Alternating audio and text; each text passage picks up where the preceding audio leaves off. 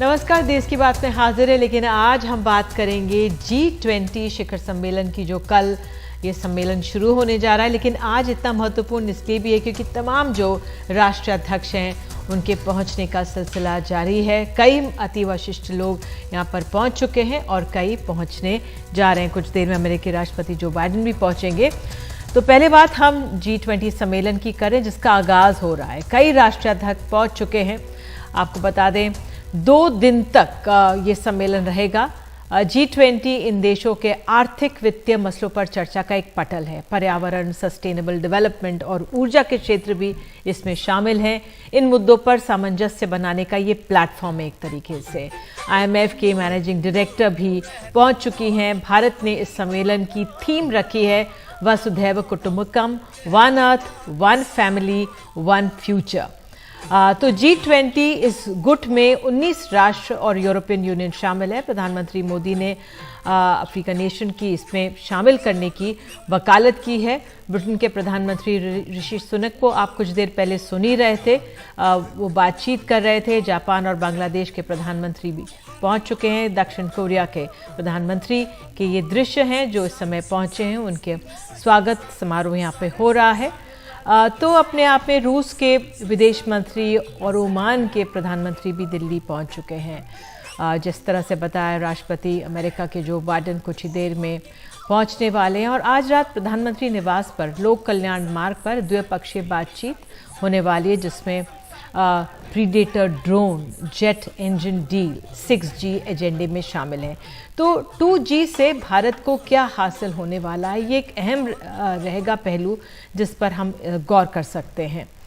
तो मुझे ऋषि सुनक ने बताया जा रहा है G20 के लिए भारत आए ब्रिटिश प्रधानमंत्री ने कहा है कि सम्मेलन से उन्हें अच्छी उम्मीदें हैं। भारत और ब्रिटेन के द्विपक्षीय संबंध अच्छी स्थिति में है और भारत में मेरा परिवार है, भारत से मुझे प्यार है। और जैसा प्रधानमंत्री मोदी ने कहा है कि भारत और ब्रिटेन के बीच एक पुल है, तो खुद मैं इस पुल की मिसाल हूं। आइए सुनते हैं।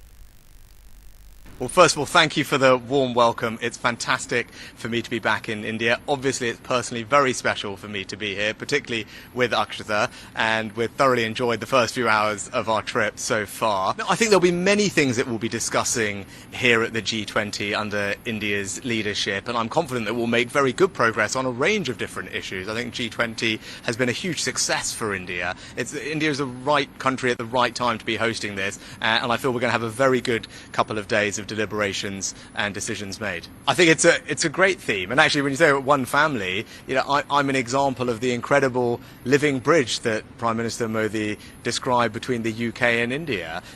Almost 2 million people like me in the UK of Indian origin. That's why it's very special for me to be here as British Prime Minister, in the country where my family are from.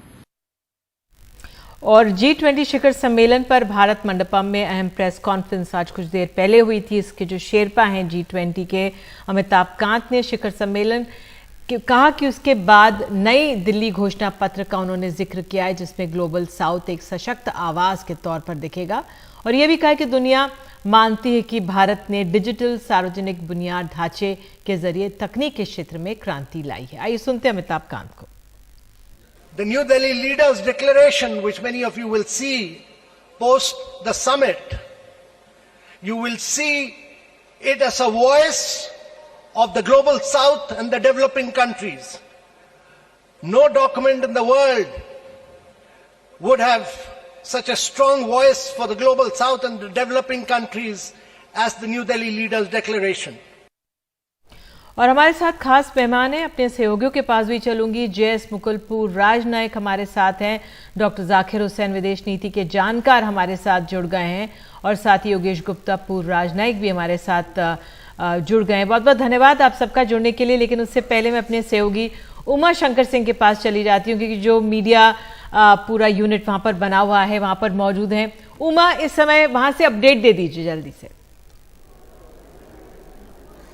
जी देखिए, update तो यही है कि जो एक साझा बयान की बात हो रही है उसको लेकर भारत को काफ़ी उम्मीद है। खुद विदेश सचिव ने ये बात कही है कि आम सहमति बन जाने की उम्मीद है। जिस तरह से शेरपाओं की बैठक में सहमति बनी है और उस सहमति को जो राष्ट्राध्यक्ष हैं उनके सामने रखा जाएगा और उस पर अंतिम मुहर लगाने की कोशिश होगी। हालांकि जब तक सर्वानुमति नहीं बनती है तब तक वो सार्वजनिक नहीं किया जाएगा। तो एक तो उम्मीद की बात यह है। दूसरी बात, जो भारत ने इस पूरे आयोजन का जो थीम रखा है, one earth one family one future, सारी जो बातें हैं, सारी कवायद जो उसके आसपास घूम रही हैं। ग्लोबल साउथ की जहां तक बात है तो भारत ने कहा है साफ तौर पे कि बहुत मजबूती से उनकी आवाज़ को उठाया गया और एक बहुत मजबूत दस्तावेज होगा जो दिल्ली डिक्लेरेशन होगा वो। दूसरी अहम बात ये भी है कि अभी जो गुटेरस हैं उन्होंने जो प्रेस कॉन्फ्रेंस की है, उन्होंने इस थीम को काफ़ी इस थीम की तारीफ़ की है और भारत ने जिस तरीके से इस बटी हुई दुनिया में सबको एकजुट करके सबको एक साथ लेकर चलने की कोशिश की है, उसकी तारीफ़ की है। तो अहम बात यह है कि जब कल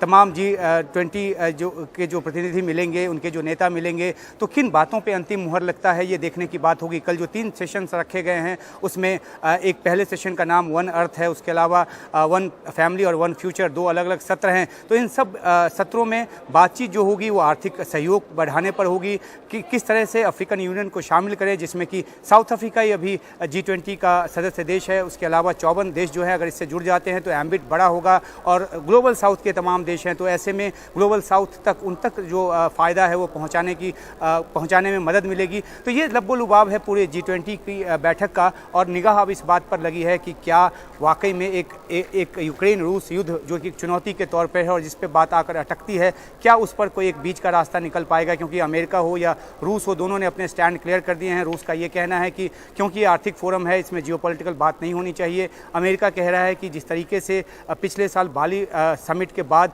ज़्यादा गंभीर माहौल बनाया है रूस ने, यहाँ तक कि वो अनाज के भंडारों को उड़ा रहा है बमबारी करके। तो ऐसे में दो खेमे में जो बटा G20 नज़र आ रहा है, भारत किस तरीके से उसमें एक बीच का रास्ता निकालकर सबको साथ लेकर चलता है, ये 10 तारीख को निकलकर सामने आएगा और उम्मीद इसके लिए बिल्कुल उमा, 10 तारीख का हमें इंतजार करना चाहिए। और आपको बता दूं, जो आपने रूस का जिक्र कर ही दिया है, तो रूस के सरकारी मीडिया के हवाले से खबर ये आ रही है कि अमेरिका यूके भारत पर दबाव डाल रहे हैं और यूक्रेन को लेकर G7 देशों का भारत पर दबाव है। ये देश चाहते हैं कि उनका पक्ष छल के भारत निष्पक्ष रुख की कोशिश कर रहा है। बहरहाल आपने जानकारी दी, बहुत बहुत धन्यवाद। तो आज आगाज नहीं हुआ लेकिन एक तरह से आगाज ये हो गया कि तमाम राष्ट्राध्यक्ष पहुंच रहे हैं। बहुत बहुत शुक्रिया आपका।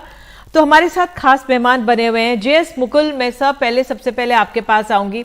आपका एक लेख पढ़ रही थी जिसमें है तो ये G20 19 राष्ट्र हैं प्लस यूरोपियन यूनियन, लेकिन जिस तरह से भारत ने स्पेशल इन्वाइटीज को बुलाया है, इसका पूरा स्वरूप बदला है।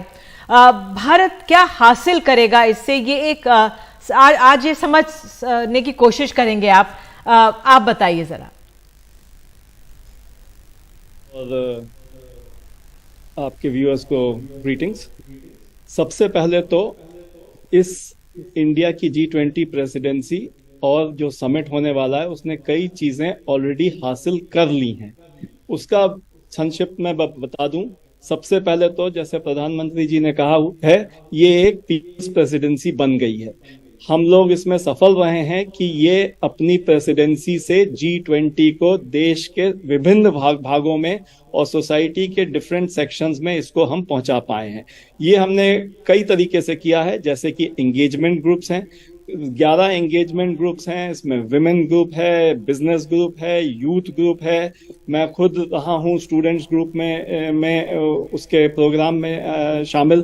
तो इससे ये हुआ है कि सबसे पहली उपलब्धि तो ये है और ये समिट तक इट इज द कल्मिनेशन।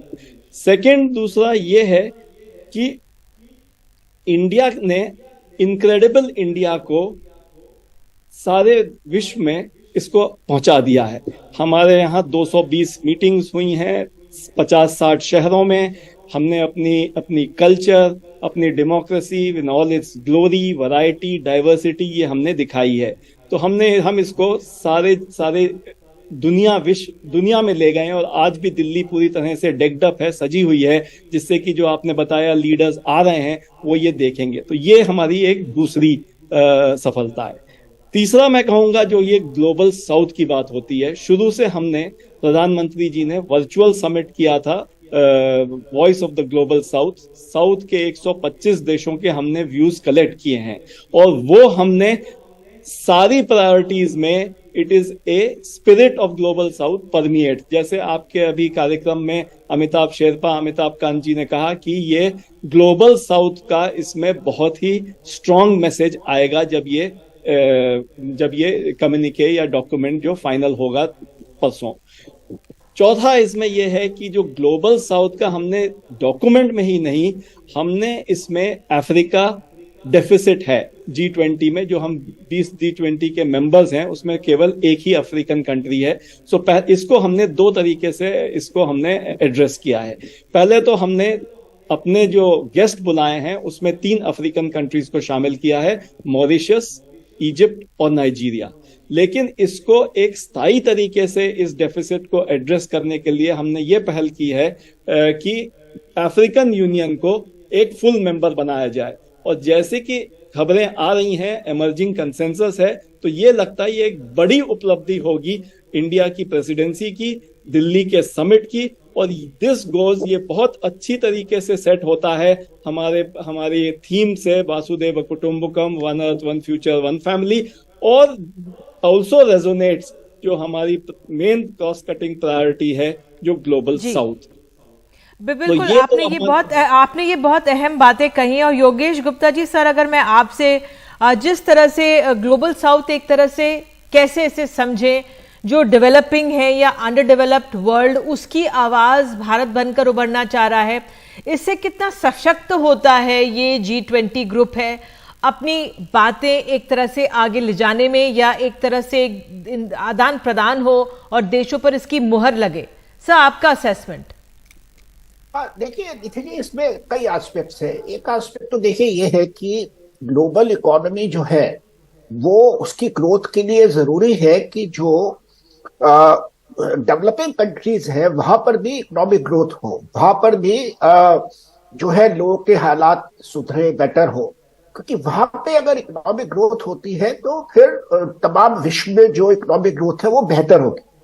तो एक ग्लोबल एस्पेक्ट है। और दूसरा ये है कि भाई क्योंकि ये G20 एक ग्लोबल फोरम है जिसमें कि इकोनॉमिक इश्यूज एड्रेस किए जाते हैं, तो ये जरूरी है कि जो इकोनॉमिक इश्यूज हम टेकअप करें उसमें जो गरीब मुल्कों के इश्यूज हैं, डेवलपिंग कंट्रीज के इश्यूज हैं, वो भी हम इसमें साथ लेके चले और उनका पूरी तरह से कोशिश करें कि उनका हल निकाला जाए, जिससे कि उन मुल्कों के हालात भी बेहतर हो। अब ये तो सबको मालूम ही है कि भाई पिछले कुछ समय से, जब से खासतौर से पहले तो ये कोविड हुआ, फिर ये यूक्रेन की लड़ाई हो गई, तो उससे जो है वो जो डेवलपिंग कंट्रीज हैं उनके हालात थोड़ा उसमें थोड़ा सा मतलब वो डिक्लाइन हुए हैं। पहले तो मतलब वैक्सीन का इशू रहा, फिर कमोडिटीज के प्राइसेस गिर गए। जैसे आप श्रीलंका का उदाहरण देखिए, टूरिज्म सेक्टर हर्ट हुआ कई जगह, कई मुल्क जो कमोडिटीज बेस्ड है वहां पे कमोडिटीज के प्राइसेस कम हो गए। और उसके बाद जो चीजें इंपोर्ट करते थे दूसरे मुल्कों से, उनके प्राइसेस बढ़ गए यूक्रेन वॉर की वजह से। तो इन सब तमाम कारणों की वजह से उनके हालात बहुत खराब हुए हैं। और हमारी कोशिश है भारत की कि भाई ये G20 अब यहाँ हो रहा है, तो इसमें इन मुल्कों के जो सिचुएशन है, इन मुल्कों के जो सर्कमस्टांसेस है वो सुधरे। तो ये इसका एक दूसरा पहलू है। और तीसरा ये कि जैसे हम इकोनॉमिक जस्टिस की बात करते हैं अपने देश में, कि भाई जो हमारे गरीब लोग हैं, गरीब पुअर लोग हैं, उनके हालात सुधरे। तो वही बात जो है हम विश्व पटल पे कर रहे हैं कि भाई जो गरीब मुल्क हैं उनका हालात सुधरे, उनका रिप्रेजेंटेशन बेटर हो दुनिया में। जो गवर्निंग इंस्टीट्यूशंस है जैसे UN है या और गवर्निंग इंस्टीट्यूशंस है। मेरे साथी मुकुल जी ने भी उदाहरण दिया कि अफ्रीकन यूनियन को मेंबरशिप देने की बात है, तो ये भी उस डायरेक्शन में एक कदम है। तो ये सब हमारी तमाम कोशिश है कि मैं इसमें जो है डेवलपिंग कंट्रीज का फायदा होना चाहिए। बिल्कुल, ये बहुत अहम एस्पेक्ट है। डॉक्टर जाकिर हुसैन, मैं आपसे समझना चाहूंगी, क्योंकि जो G20 है 50% है वर्ल्ड, मतलब जो क्षेत्रफल अगर दुनिया भर का देखा जाए तो ये तमाम जो देश हैं, 75% जो इंटरनेशनल ट्रेड है वो यही देश कर रहे हैं, G20 जो देश हैं, और 85% ग्लोबल GDP यहीं से आती है इनसे। तो ऐसे में जो हमारे अफ्रीकन यूनियन है, अगर वो इसमें शामिल हो जाता है, किस हद तक हम मदद कर पाएंगे, या ग्लोबल साउथ की एक तरह से जो हम लीडरशिप लेना चाहते हैं उसमें हम कितने आगे बढ़ पाएंगे जमीन पर अगर असर पड़े और आर्थिक हालात अपने देश में भी और ऐसे कमजोर देश में भी बेहतर हो? देखिए, अफ्रीकन यूनियन 55 देशों का एक संगठन है जिसकी इकोनॉमी $2.4 ट्रिलियन है, लेकिन जनसंख्या के हिसाब से, ग्रोथ के हिसाब से, डेवलपमेंट के हिसाब से सबसे पिछड़ा हुआ ये कॉन्टिनेंट रहा है, डार्क कॉन्टिनेंट कहा जा सकता है। लेकिन इसके पास मिनरल रिसोर्सेस इतने ज़्यादा हैं कि सारी दुनिया जो है रिसोर्स डिप्लोमेसी कर रही, सारी दुनिया अफ्रीका पे टूट पड़ी है उसके मिनरल को लेने के लिए, लेकिन उसके डेवलपमेंट की कोई बात नहीं करता है। पहली बार भारत ने जब अफ्रीकन यूनियन की समस्याओं को सुनकर उसको एक बड़े प्लेटफॉर्म पे लाया है, तो इसकी वजह से न सिर्फ G20 का प्रोफाइल बढ़ा है, बल्कि एक ऑल इनकम्पासिंग पूरे विश्व को सम्मोहित किया अपने में। तो अफ्रीका को इस वक्त जो है उसके खादान की, मतलब उसके मिनरल्स का एक्सप्लॉयटेशन हो रहा है, कोई ग्रोथ नहीं हो रही है।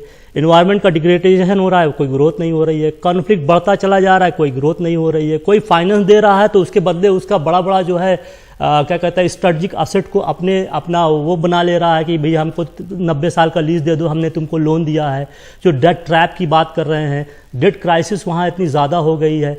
अब अगर आप अफ्रीका के चित्रों को देखिए तो हम अपने को मानव कहते हुए हमें शर्म आती है कि किस तरीके की वो मड कुकीज़ खा रहे हैं, और पूरी दुनिया यहाँ बर्गर खा के मोटी हो गई है। तो ये भारत ही जैसे के देश के अंदर इतना कलेजा था कि इस तरीके के इशू को उठाकर यहाँ पर लाया है। और बिल्कुल शायद इसी बात का हमें संकेत मिला जिस तरह से अमिताभ कांत जो शेरपा हैं इसके, उन्होंने कहा कि किस तरह से जो न्यू दिल्ली डिक्लेरेशन होगा उसमें एक तरह से ग्लोबल साउथ की आवाज़ सबसे सशक्त होकर बाहर निकलेगी।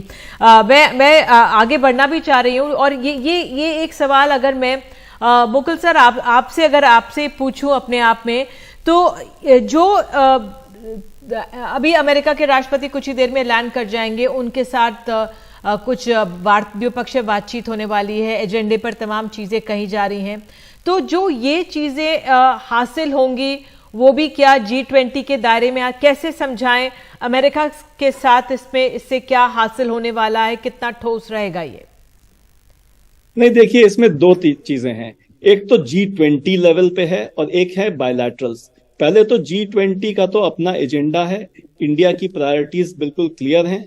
अगर आप उस पर डिस्कस करना चाहें तो हम इंडिया की प्रायोरिटीज देख सकते हैं। जैसा मैंने पहले बताया, उसका अंडरलाइंग स्पिरिट ग्लोबल साउथ है जी। जो समिट होता है उसके साथ साथ एक अवसर मिलता है नेताओं को बायलैटरल मीटिंग्स करने का उसकी साइडलाइंस पे। तो ये एक अवसर है, जबकि आए तो सब नेता G20 के लिए हैं और उसका भी बहुत बड़ा महत्व है, लेकिन ये एक अपॉर्चुनिटी है जिसमें वो आपस में, भारत के प्रधानमंत्री से तो मिलेंगे ही एज होस्ट, लेकिन वो आपस में भी बायलैटरल डिस्कशन करते हैं, द्वितीय डिस्कशन होता है। तो ये अपने अपने कंट्रीज जो भी उनकी प्रायोरिटीज होती हैं, जैसे आपने कहा यूएसए अपने उनका एजेंडा, इंडिया और यूएस के तो बहुत घनिष्ठ रिलेशंस हैं, तो वो अपने बात करेंगे। अभी हमने आपके प्रोग्राम पे सुना प्राइम मिनिस्टर ऑफ यूके ऋषि सुनाक जी, वो अपने इश्यूज पे बोल रहे थे, तो वो बायलैटरल अलग है। लेकिन G20 पर से का मैंडेट जो है वो है, it is premier forum for international economic cooperation. तो वो स्ट्रिक्टली स्पीकिंग उसमें इकोनॉमिक मुद्दे ही आने चाहिए। ये 2009 तीसरे G20 समिट पिट्सबर्ग में जो हुआ था, उससे ये तब से ये निश्चित किया गया था सबकी सहमति से, और इसलिए जियोपॉलिटिकल इश्यूज जो हैं मेरे राय में वो they don't fit into the G20 agenda. बिल्कुल सर, क्योंकि आपने जिस तरह से बताया कि भाई भारत ने जिस तरह से इसका स्केल इतना बढ़ा दिया है, 200 बैठकें हो रही हैं, भारत की बड़ी और छोटी शहरों में इन बैठकों का आयोजन किया गया, उसका अपना इम्पैक्ट है। अब अगले साल ये ब्राजील को जाने वाली अध्यक्षता, और वहाँ के नेता कह रहे हैं कि भाई हम तो इतना बड़े स्केल पे नहीं कर पाएंगे। बस एक सवाल और जो चाइना के इन्फ्लुएंस को लेकर, डॉक्टर जाकिर हुसैन आपसे, अफ्रीका हो चाहे ये G20 और मजबूत हो, भारत जिस तरह से इसको आगे लेके जा रहा है, क्या जो एक चीन का एक तरह से असर है तमाम देशों में, या जो उसकी एक तरह से घुसा हुआ है तमाम देशों में, उसको चेक करने का भी एक मैकेनिज्म हो सकता है, सीधे तौर पर नहीं लेकिन इनडायरेक्टली। एक बात मैं और कहना चाहता हूं कि पहले ये कह दूं कि G20 का जो कहते हैं कि इकोनॉमिक इशू है, अगर कोविड का इम्पैक्ट के लिए हम मेजर्स ले सकते हैं जिसका इकोनॉमिक इम्पैक्ट आता है, कि वार का इम्पैक्ट अगर आएगा वर्ल्ड पे उसको हम नहीं एड्रेस करेंगे, हम करेंगे। अगर यूक्रेन की वार के इम्पैक्ट से इतनी ज़्यादा 120 कंट्री अफेक्टेड हुई हैं, ट्रेड हो गया है, खाना कम हो गया दुनिया में, तो उसको हम नहीं बात करेंगे, हम करेंगे जी। और दूसरा चाइना की बात जहाँ तक है, चाइना तो हर जगह पर ऐसी डिप्लोमेसी किए हुए है जिससे वहाँ की कंट्री खुद परेशान है, लेकिन जहाँ तक हिंदुस्तान का ताल्लुक है वो ग्लोबल साउथ की बात किया है। ग्लोबल साउथ में चाइना जो है इस तरीके से अपनी रिलेशन को बनाया है जो कि कॉलोनियल टाइप का एक न्यू कॉलोनी की तरह बना के रखा है। तो चाइना का तो ये इस तरीके से चाइना तो परेशान है ही है कि अगर हम जाते हैं तो वहाँ पे हम क्या बोलेंगे। तो इसलिए मैं ये कह रहा हूँ कि ये मूवमेंट भारत के लिए है कि दुनिया को एक रास्ता दिखाए, दुनिया को लीड करे, और अगर शी जिनपिंग नहीं आते हैं तो उनके लिए दुनिया इंतज़ार नहीं करेगी। भारत आगे बढ़े और सारी इश्यूज़ को एड्रेस करे, और जो भी चीज़ हमने उठाई हैं वहाँ चाइना के इश्यूज़ जो है हमसे इन इश्यूज़ से कंट्रोवर्शियल होगा, क्योंकि हमने डेट क्राइसिस की बात की है। डेट में सबसे ज़्यादा शेयर चाइना ने दे रखा है और उनके स्ट्रेटेजिक एसेट्स को अपने अंदर ले लिया है। हम क्लाइमेट चेंज की बात करें तो चाइना ही आता है सामने, हम जो है फाइनेंस की बात करते हैं तो चाइना ही सामने आता है। तो ऐसे में जो है हम एंटी चाइना नहीं है, बल्कि उन इश्यूज़ को उठाए हैं जहां चाइना को खुद शर्मसार होना चाहिए। हम तो कहते हैं शी जिनपिंग को आना चाहिए था, उसमें ग्लोबल साउथ की वॉइस बनना चाहिए था, वर्ल्ड हमारे साथ ना रहते, वर्ल्ड के साथ मिलकर रहना चाहिए था। जैसे बहरहाल जिस तरह से अब चर्चाएं बढ़ेंगी, बातें बढ़ेंगी, आप सब आए हैं हमारे साथ। मुझे एक ब्रेक लेने के लिए कहा जा रहा है, ब्रेक लेंगे और जब अमेरिका के राष्ट्रपति जो बाइडेन उतरेंगे एक बार फिर से हम चर्चा को शुरुआत करेंगे। एक छोटा सा ब्रेक लेते हैं, खबरों का सिलसिला जारी रखते हैं।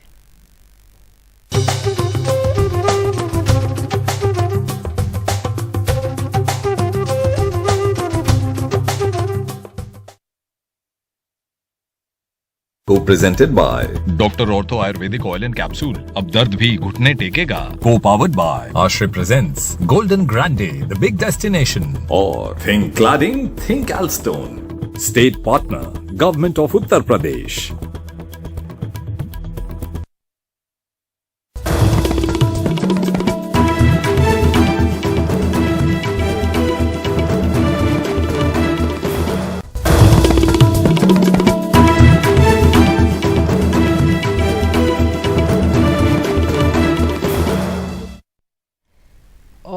G20 से थोड़ा हटते हैं और अब 7 विधानसभा चुनावों में से 6 के नतीजे आ चुके हैं। बाई इलेक्शंस यहां पर हुए हैं। आपको बता दें, झारखंड के घुमरी में JMM की बेबी देवी जीत गई हैं। उन्होंने आजसू की यशोदा देवी को हराया है। पश्चिम बंगाल के धुपगुड़ी उपचुनाव में ममता बनर्जी की पार्टी तृणमूल कांग्रेस जीत गई है। तृणमूल कांग्रेस के उम्मीदवार इतिहास के प्रोफेसर निर्मल चंद्रा रॉय ने बीजेपी की तापसी रॉय को हराया है। और आपको बता दें, केरल का पुथुपल्ली का उपचुनाव कांग्रेस के चांडी ओमन चांडी ने जीत लिया है। उन्होंने CPM के जैक सी थॉमस को हराया है। बीजेपी के लिजन लाल तीसरे स्थान पर रहे। त्रिपुरा को वहां के बक्सा नगर से बीजेपी उम्मीदवार तफाजल हुसैन को जीत मिली है। उन्होंने CPM के मिजान हुसैन को हराया है। धानपुर से भी बीजेपी के बिंदु देवनाथ को जीत मिली। उन्होंने CPM के कौशिक चंद को हराया है। उत्तराखंड के बागेश्वर का उपचुनाव बीजेपी की पार्वती दास ने जीत लिया है। उन्होंने कांग्रेस के बसंत कुमार उम्मीदवार को हरा दिया है।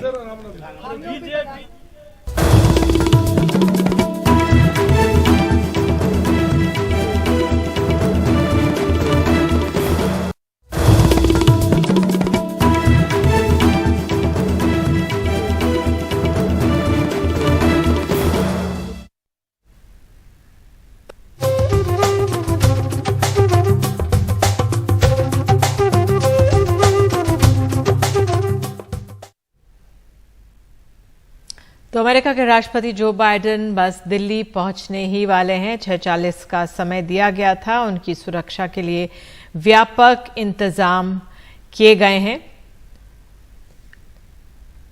और उनकी सुरक्षा के लिए व्यापक इंतजाम है।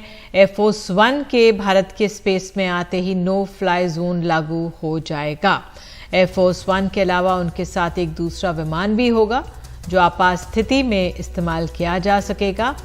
अपने आप में खास एयरफोर्स 1 को मिनी पेंटागन भी कहा जाता है इसको एक तरह से, क्योंकि सुरक्षा के लिहाज से एक पूरा किले की तरह होता है। अमेरिकी राष्ट्रपति विमान के दिल्ली में लैंड करने के बाद वो अपनी गाड़ी बीस्ट में सफ़र करेंगे और उनके साथ करीब 50 गाड़ियों की सुरक्षा का घेरा होगा। तो अमेरिका के राष्ट्रपति के आने की और तमाम जो राष्ट्राध्यक्ष हैं, और अब ये मुझे बताया जा रहा है ऑस्ट्रेलिया के जो प्रतिनिधि आ रहे हैं उनके तरफ प्रमुख उनका ये विमान आया है और ये आवभगत के दृश्य हम देख सकते हैं एयरपोर्ट से जो आ रहे हैं। बहरहाल इस समय इंतज़ार जो बाइडेन का है, अमेरिका के राष्ट्रपति का, कि उनका विमान कब दिखता है और वो कब उतरते हैं। हालांकि किसी भी समय वो दृश्य आने शुरू हो जाएंगे जब एयरफोर्स 1 लैंड करेगा देश की राजधानी दिल्ली में। तो हवा से लेकर ज़मीन तक सुरक्षा के इंतज़ाम किए गए हैं। एयरफोर्स 1 विमान से आएंगे जो बाइडेन, और आपको बता दें और जो ये तमाम दिखा रहे हैं हम किस तरह से अनेक राष्ट्राध्यक्ष हैं जो पहुंचने जा रहे हैं, उनके स्वागत की यहाँ पे तैयारियां हैं। और तो डॉक्टर जाकिर हुसैन, अगर हम अमेरिका की बात करें, तमाम राष्ट्राध्यक्ष पहुंच रहे हैं और उनका तो स्वागत है ही, लेकिन अमेरिका अपने आप में एक सुपर पावर अपने आप को मानता है और वो अब जो बाइडेन का आना, शी जिनपिंग नहीं आ रहे हों, व्लादिमीर पुतिन नहीं आ रहे हो, लेकिन अगर जो बाइडेन आ रहे हैं उसके क्या मायने हैं इस समिट के लिए? पहली बात तो व्हाइट हाउस ने एक स्टेटमेंट इशू किया था कि हम G20 जो भारत की सदस्य उसमें प्रेसिडेंसी में हो रहा है उसको कामयाब करने की पूरी लगन से हैं। नंबर एक तो ये बात हो गई कि वो चाहते हैं कि भारत की G20 प्रेसिडेंसी कामयाब हो, और वो हो गई है, अब हम लोगों ने खुद किया है उसमें। सेकंड जो है, अमेरिका से जो जून में जो विज़िट हुई थी, हमारे प्राइम मिनिस्टर की स्टेट विज़िट हुई थी, उसमें बहुत सारे मुआहदे किए गए थे जिसमें डिफेंस का है, टेक्नोलॉजी का है, ट्रेड का है, वीज़ा का है, और ख़ासकर जो है न्यूक्लियर एनर्जी का है जो 2008 से पेंडिंग में पड़ी है। ये सारी इश्यूज़ पे एक बहुत ही क्लियर गाइडलाइन के साथ फाइनलाइज करने की पूरी उम्मीद है, क्योंकि अब कोई भी चीज़ें पाइपलाइन में नहीं रहेंगी। सेकंड लेवल पर जो है मिनीलेटरल जिसे कहा जा रहा है उस पर बात होगी, जिस पे इंडो पैसिफिक पे भारत का क्या रवैया होगा और अमेरिका किस तरीके से सामने आएगा। और इसका इंडिकेशन भारत ने ईस्ट एशिया समिट में ही दिखा दिया कि उसमें उन्होंने इनडायरेक्टली कहा कि हर कंट्री को अपनी सॉवरेंटी और अपनी बाउंड्री की रक्षा करनी चाहिए मिलकर। तो यहाँ पर अगर अमेरिका एक बाइडेन के आने के बाद एक बहुत ही proactive policy, Indo Pacific policy हुई है, उसमें भारत अब पीछे नहीं है जैसा कि दिखाई दे रहा है। इस पे बहुत ही क्लियर कट पॉलिसी बनेगी।